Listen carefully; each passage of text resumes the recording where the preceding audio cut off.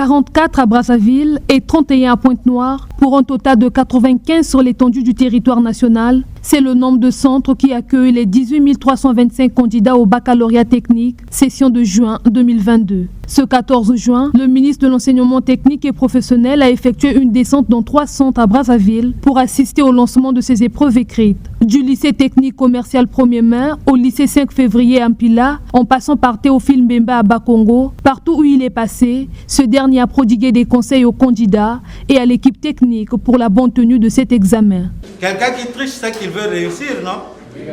Hein? Mais vous trichez pourquoi? Pas pour réussir? Donc celui qui triche, il veut réussir. C'est ça? On ne réussit malheureusement pas dans la tricherie. Nous, on a besoin des cadres compétents pour poursuivre la marche vers le développement. Parce que nous autres, il arrivera un temps où vous sentirez qu'on est trop fatigué pour vous conduire. Vous commencerez à dire, on en a assez, c'est maintenant notre tour. Mais il faut être compétent pour que ça devienne votre tour. Non? Comme on dit, on ne donne jamais le bâton du pèlerin à une main tremblante. Donc, aux incompétents, on ne passe pas l'avenir du pays. OK? Voilà. Le français et la philosophie sont les premières épreuves qui s'invitent sur la table de ces candidats. Chacun s'active donc à mettre en exergue les connaissances acquises durant 9 mois. Ouais, on a travaillé et on va donner ce qu'on a par rapport à la préparation.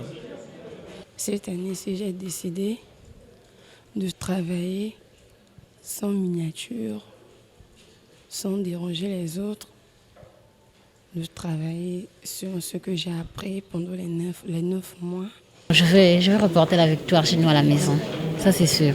Pour cette session de juin 2022, le baccalauréat technique connaît sa particularité avec l'expérimentation du système de code QR scanné à chaque passage des élèves dans la salle. Le but ici est de veiller sur l'identité de ces élèves et démanteler toute tentative de fraude.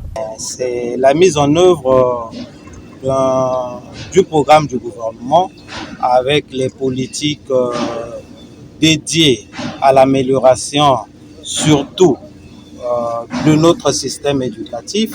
Ici, vous constaterez que pour cette année, les innovations ont porté sur l'encadrement des systèmes de fraude, faisant de telle sorte que la fraude soit de plus en plus éradiquée de nos examens d'État.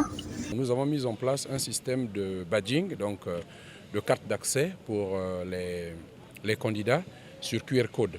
Et nous avons mis donc un lecteur de QR code personnalisé, c'est-à-dire que nous avons développé une application pour la lecture des QR codes propres au ministère de l'Enseignement technique et professionnel, ce qui fait que quand nous scannons n'importe quelle carte, ça nous renvoie à la photo, l'identité, le numéro matricule, afin que si des gens sont tentés pour composer, par l'idée de composer à la place des autres, s'ils sont allés quelque part pour essayer de changer quoi que ce soit comme les données, notre serveur reconnaîtra qu'il y a fraude. Pour cette première journée, aucun incident majeur n'a été constaté. Cependant, 6 cas de malaise ont été enregistrés par le service de la sécurité sociale.